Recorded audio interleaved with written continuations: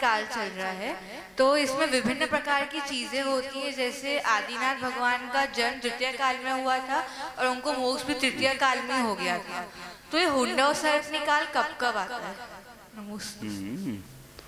ये असंख्यात हुंडा और सर्पनी काल, असंख्यात उस सर्पणी और सर्पणी बीतने के बाद एक हुंडा और सर्पनी काल आता है। एक उस सर्पणी और सर्पणी 20 कोड़ा कोड़ी सागरोपम के होते हैं, 10-10 कोड़ा कोड़ी सागरोपम के होते हैं।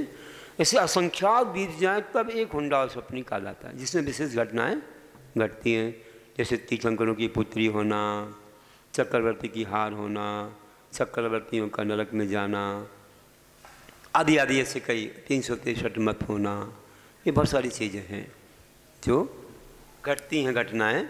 हुंडा और सर्पनी काल में कुछ ऐसी घटनाएं, महापुरुषों का कम हो जाना, कहीं 3-3 पदवी के धारी हो गए तो कुछ संख्या कम हो गई, ऐसा होता है। और मुनीश्री जी, एक और प्रश्न है कि जैसे चतुर्थ काल में अभी धर्म का विच्छेद हुआ था बीच बीच में, तो ये भी हुंडा और सर्पनी काल की वजह से कि होता ही नहीं?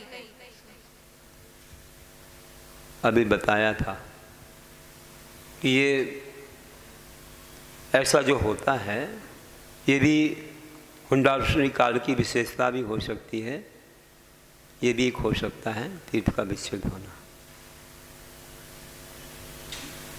महाराज नमोस्तु नमोस्तु नमोस्तु महाराज।